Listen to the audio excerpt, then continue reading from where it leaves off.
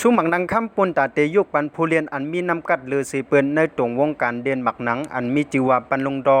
เมื่อสูงผู้ปันแห้งข่าวสารหมักนังไผ่แต้วคากูก่อนในขนมเมื่อในโกขาวเตอ่อนเอาผู้ทรงด้วยวัสนาหมักนังเขากาด้วยสิผู้เรียนหมักนังอันมีติดตั้งแต่เตไลสู้หมักนังคำอ่ำนั้นก็ห้องว่าปันลงดอกันในปี2023ในข่าววันตั้งสุจกาเข้าคาไปกัดด้วยจอมกันในก็ผู้ทรงด้วยวัสนาหมักนังเขาอย่าลืมนึกไล่นึกเสียยก็ฝากติดตามบันดังของ YouTube ข่าวสารหมักนังไผ่แต้วครับห้องในขนมปนตาที่หันคลิปเมื่อนั่นในขนมสู้หมักนังคำในเป็นสู้อันที่หนึ่งของในตรงวงการเดียนหมักนังแล่อำว่าจะเป็นผู้เรียนก็ไหลเจ้าคือสังก็เย่าเพราะว่าเรียนอยู่ในยุโรปอยู่แล่มีนำกัดผีดินอันกัดแขนแดกก้นก้นนั้นก็เตไลสู้หมักนังคำอำนั้นก็ห้องว่าบรรลุงโตกว่ากำเดียวในข่าวก้อยกาตัดเตไลสู้หมักนังคำในการในกอมใจลงง่ายในคานก้นก้นนั้นก็หลู่ไลเลียนแขนในหลีกเลสังในจันอยู่ฟ้าแชมเปี้ยนเด็กเลสังเลในจันจึงเมืองจากกว่าจึงในข่าวเตไลวัดแทนก็สู้ในมีตั้งนำตั้งหลายตีเฮาคาไปฮู้จันทันว่าอันไรเป็นอันเยอะเลยสิเปิ้นในคานเหมือนในกข่าวย้อนซับเลี้ยงในอีกนึงในคานยุคปุ่งแก๊กลิกเยอะในยุโรปเซลิกนึงในคานเหมือนจังหนังอังกฤษพรีเมียร์ลีกก็จะมีตั้งคอมมูนิตี้ชิลอังกฤษคลับเป้าคัพและอังกฤษFAคัพเยาก็อันรายการเยอะเลยสิเปิ้นนั้นก็เป็นอังกฤษพรีเมียร์ลีกในคาน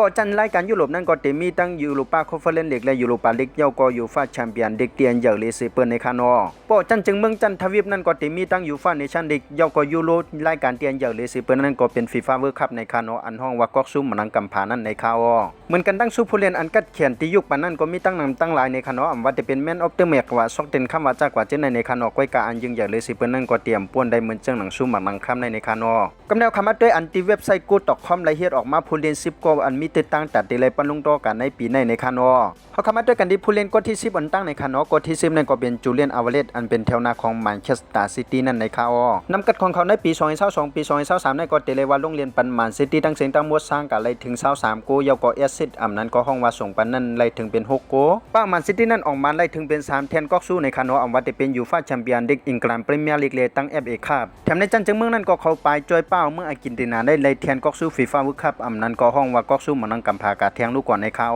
พิดินเขานั่นเต็มอัปลาดไล่เต็มปากว่าเขาเป็นผู้เล่นอันกัดแขนหรือสิเปิ้นก้อยกาว่าเขาเป็นผู้เล่นก้นก้อน1เตียนจอยเป้าจุ่มแมนเชสเตอร์ซิตี้เลยตั้งเมืองอากินตินาฮอดถึงตียังหมายเลยในข่าว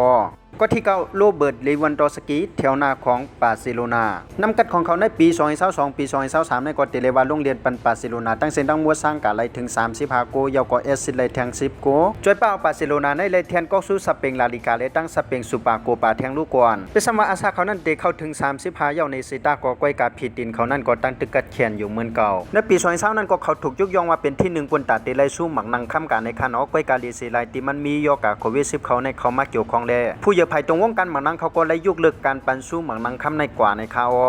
ก็ที่เปียดลูตรีฮันนันเต็ดแถวกลางของแมนเชสเตอร์ซิตี้นำกัดของเขาในปี2022ปี2023ในก็เขาเลยลงเรียนปันแมนซิตี้ตั้งสินตั้งมดสร้างกาสีโกยาวก็แทง7แอสซิดอันนั้นก็ห้องว่าส่งปันนั้นในคานอเขาจอยป้าแมนเชสเตอร์ซิตี้ในไลอังกฤษพรีเมียร์ลีกเลยตั้ง FA คัพยาวก็ยูฟ่าแชมเปี้ยนลีกแถมเข้าไปเป็นผู้สร้างโกในยูฟ่าแชมเปี้ยนลีกขั้นตอนฝ่ายในเฮียมกันก็สู้จอยป้าแมนเชสเตอร์ซิตี้นั้นไลยูฟ่าแชมเปี้ยนลีกกว่าแทงลูกกว่าในข่าวแถมเขานั้นเลยไปเป็นผู้เล่นแถวกลางเตียนลงเรียนนำเรือสีเปื้อน52ปอยยาวก็ถูกยกย่องว่าเป็นมิดฟิลด์ตัวกลางอันเด่นลีเรือสีเปื้อนในหลวกในข่าวก็ที่7วิกตอร์อูซิมหิมแถวหน้าของนาโปลีนำกัดของเขาในปี2022ปี2023ในกฎเตเลวาโรงเรียนปันนาโปลีตั้งเส้นตั้งมวดสร้างไหล31โกยาวก็เอสซิไหลแทง5โกจอยเป้านาโปลีในเลเทียนก็สู้อิตาลีซีรีเออันว่าห่างหายมานับถึงเป็น33ปียาวก็เขาเลยถูกยกย่องว่าเป็นแถวหน้านาโปลีอันดีที่สุดในรอบหลายปีที่ป่วนมาแทงลูกก่อนในข่าว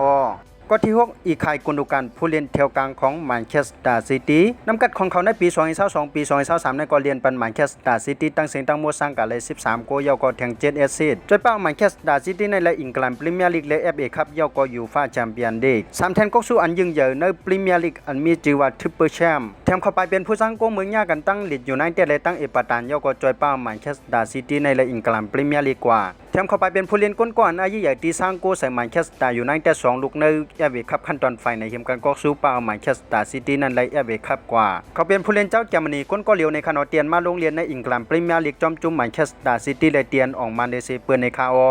ก็ที่5เควินตีไบรท์ผู้เล่นแถวกลางของแมนเชสเตอร์ซิตี้นำกัดของเขาในปี2022ปี2023ในก็ลงเรียนปันแมนเชสเตอร์ซิตี้ตั้งหมดสร้างโกเลยถึง10โกเลยเยาก็แอสซิสต์เทียง32แอสซิสต์เทียงลูกกว่าในคาออจอยป้าแมนเชสเตอร์ซิตี้ในลีกอังกฤษพรีเมียร์ลีกเลยตั้ง FA คัพเยาก็ยูฟ่าแชมเปี้ยนลีกอันห้องว่าทริปเปิลแชมป์อันยิ่งใหญ่เขาเป็นผู้เล่นแถวกลางที่อันแอสซิสต์ในพรีเมียร์ลีกนำเดซิเปิลเยาก็ในยูฟ่าแชมเปี้ยนลีกนั่นก็เขาเป็นผู้แอสซิสต์อันได้นำเดซิเปิลเขาเลยถูกยกย่องว่าเขาเป็นผู้เล่นแถวกลางตัวเพลย์เมเกอร์อันดีที่สุดในโลกในพองยามในคาออ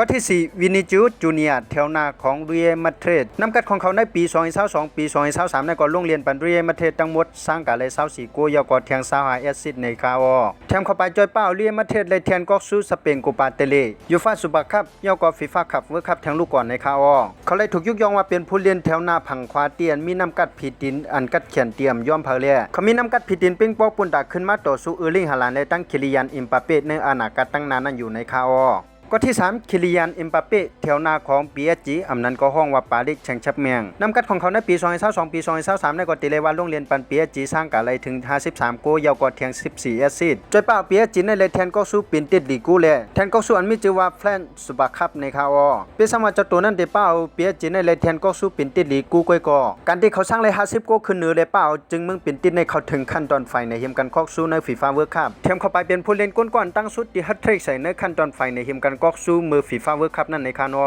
พอละถึงผิดดินเลยน้ำกัดส่วนตัวนั่นก็เตรียมมีเผยจังเทียงเลยในคานอเป็นสวรรค์น้ำกัดผิดดินเขาปีในเตรียมอาเป้งปอปุ่นตาเตเลยสู้หมักนังคำในเซตาก็วันว่าพวกเขาหักษาเลยน้ำกัดผิดดินอันกัดแขนจึงไหนในอนาคตตั้งนาอันจำนั่นเขาก็จะมีวันไรอยู่ในคาอ